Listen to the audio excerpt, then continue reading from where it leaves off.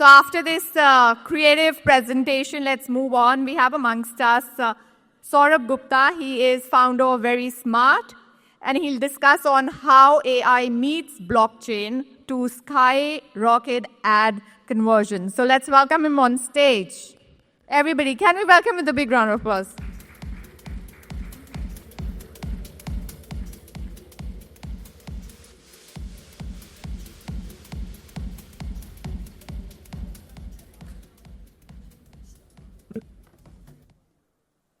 Okay, hi all. So it's been a long day, I guess. Everyone must be tired. Aren't you? Tired ho ya nahi ho? Nahi? Arey, amazing. So that shows the energy of the, you people. So I'll just quickly introduce myself, what I've been doing, and how I landed up creating verysmart.ai. So I'm a third-time entrepreneur, sold my last two companies, one to a Chrysler Group and one to Times Internet. This happened in the year 2013-16. And from 2018, I've started building verysmart.ai. So I'll just quickly start.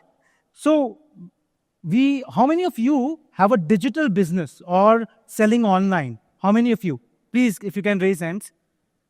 I think good 40% of the people over here. So what is the most important problem which you face on a day-to-day basis?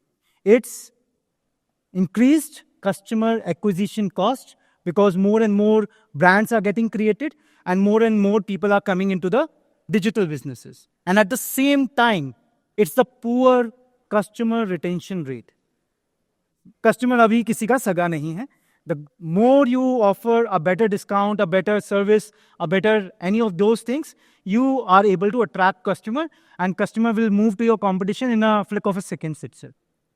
Now, what is the core of the entire problem? The core of the entire problem is how we target our customers.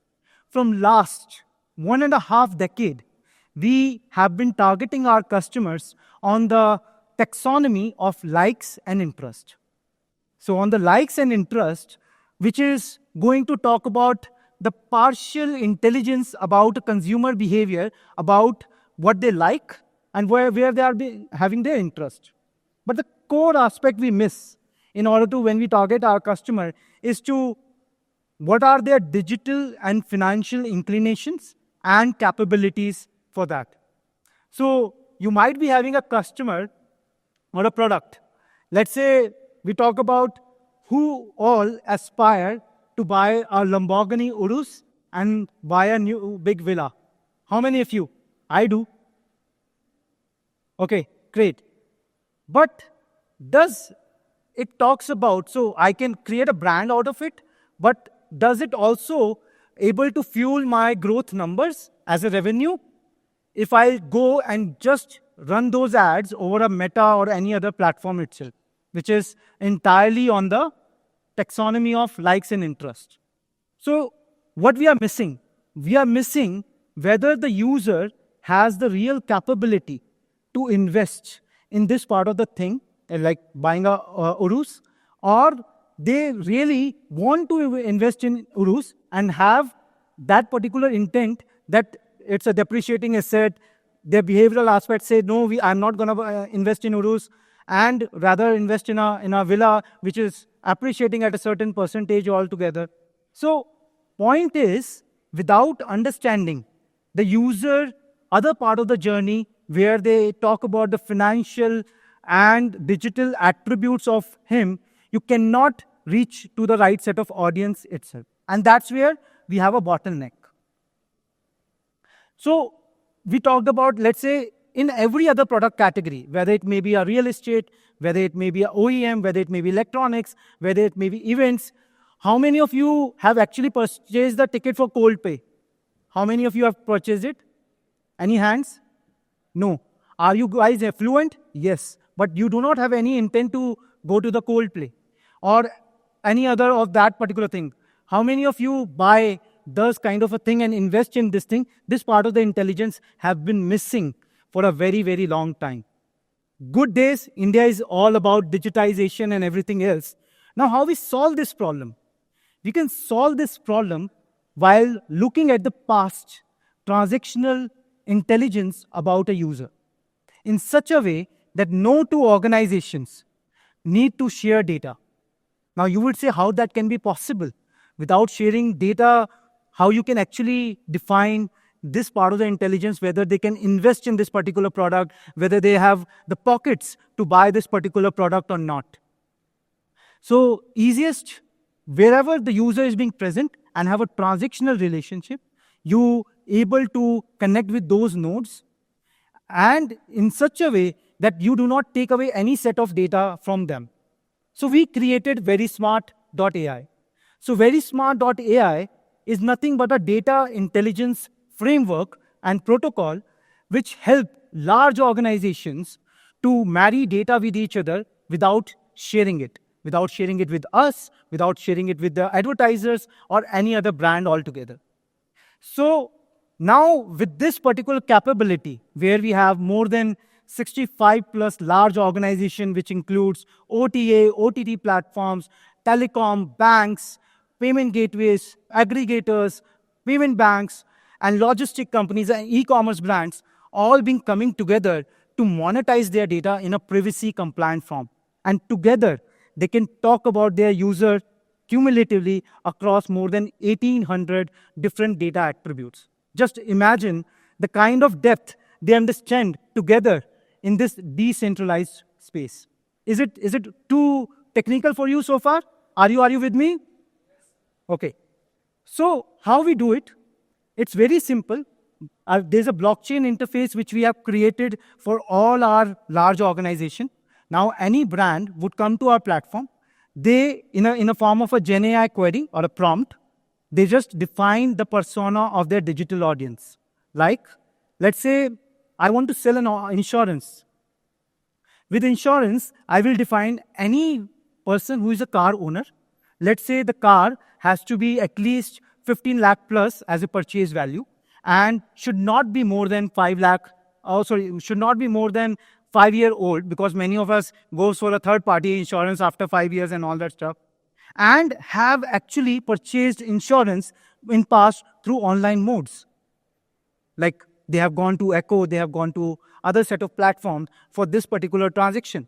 So that is where you define your digital persona of the audience. Now, this query goes to all your data contributors. So let's say very simple, Meta owns and runs their user. They have the intelligence of their user around the likes, but these organizations combined have a transactional intelligence and other set of behavioral aspect of their user base. So this query goes to all the data contributor through this blockchain infrastructure and then marry with each other, where they need not transfer data, and that's where the protocols which we have created come into the play.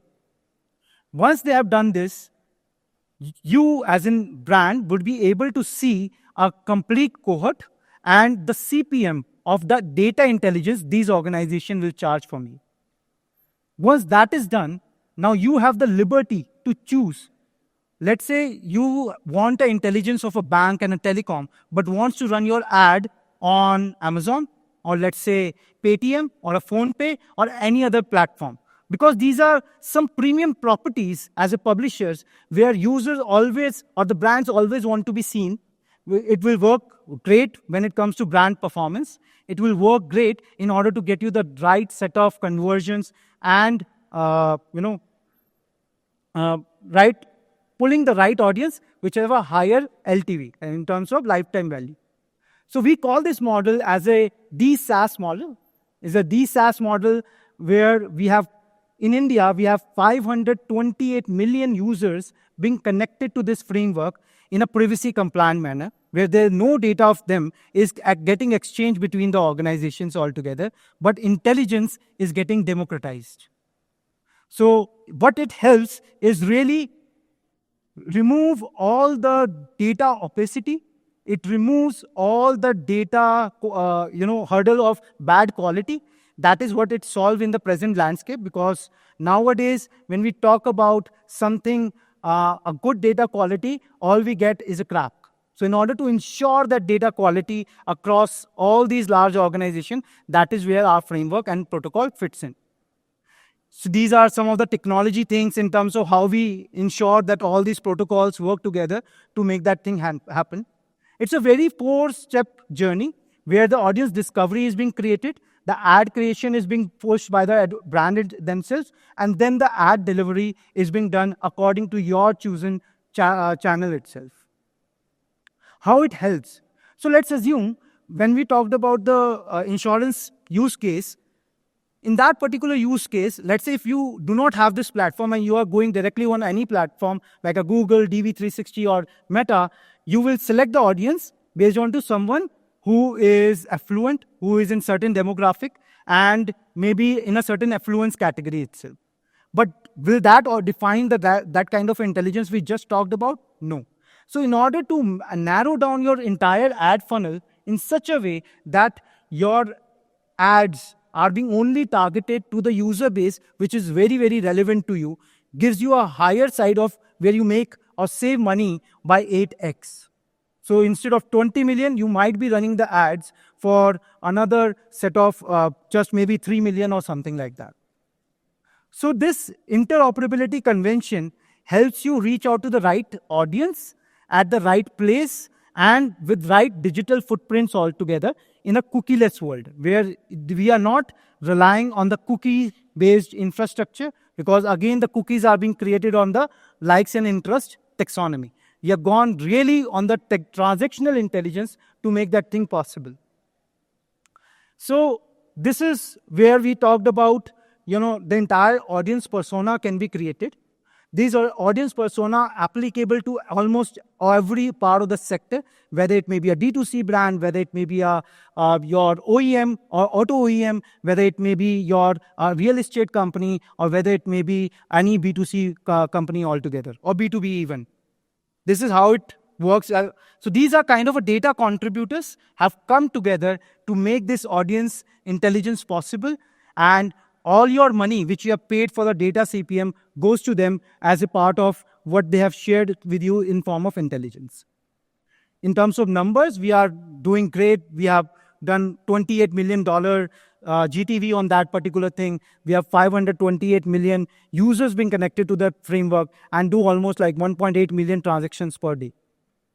These are few of our customers and the brands on that particular thing.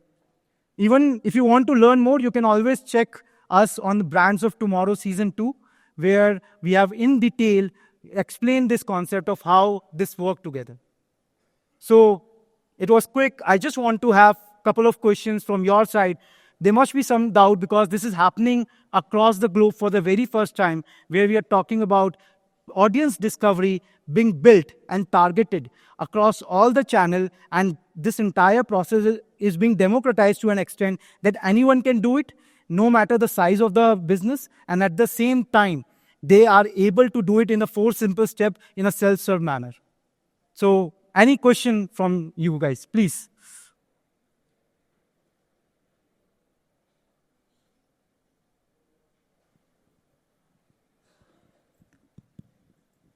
Hi, Saurabh. Thank you so much.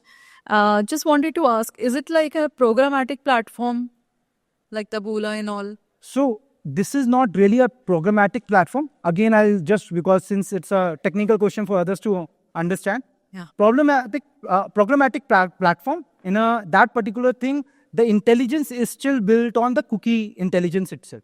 Because there's a Lotame and another set of DMPs who participate and get that intelligence provided. So this is not really the programmatic. It's rather optimizing your funnel onto the financial and digital attributes of your user, and the different touch points, they are already being existent. So for me, since I am a part of an agency and we do have a different clientele across the globe, so I want to understand if I have to leverage this. So is it possible if you can give an example to make me understand so that possibly I can leverage this and assist my clients in a better way? Sure. So although that's a one-to-one question which we can answer off the stage as well, but I'll just quickly still, we have time in hand, so I'll just explain that part. So for you, it become an audience discovery tool.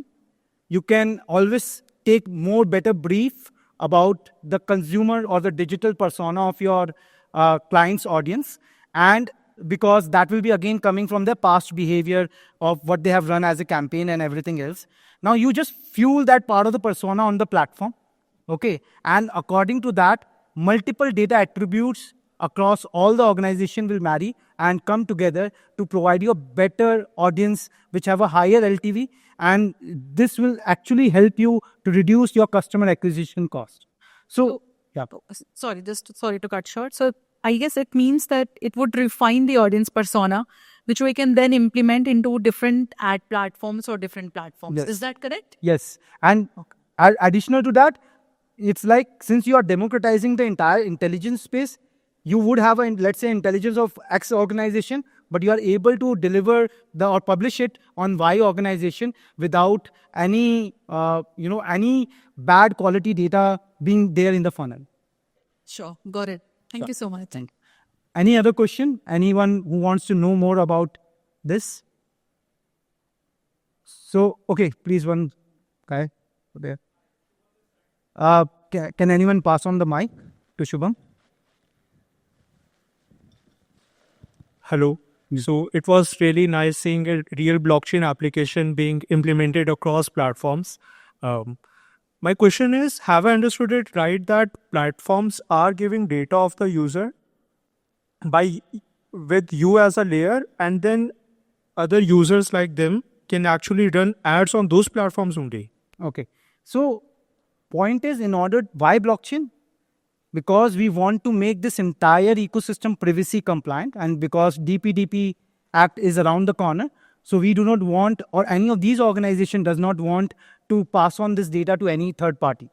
So no data is getting outside their premise. Data in two sense, one is a PII data and another one is an alternative data. So both are residing within the premise of the data contributor, because these are regulated institutions. They cannot just pass on this data to anyone else. Now the point is, what we have created is a protocol layer where, without taking the value of that data, without taking the PII information of that data, they just build a proof on the blockchain layer, and that in form of intelligence marry with all other data contributors. So no data is getting passed to us or to you when you, let's say, select any of the ad delivery channel, or it may be, let's say, CTW. Okay, you click to WhatsApp. So in the case of the CTW, you really need not have the access of the audience data. It will be plugged by the data contributor themselves at their premise. They just need your WABA account being attached to it, and then on the fly they can actually push that audience on that WABA account, where you will get the real-time analytics of your performance. Right. And I'm assuming that you are using Ethereum blockchain because I saw the logo of Ethereum. No, so we do not use Ethereum in India. It's a kind of a permissioned blockchain. So we are more relying on Hyperledger Aries. Hyperledger. Okay. Thank you. Any other person who has a question or? Okay. Thanks a lot, guys, for hearing us out. Thank you.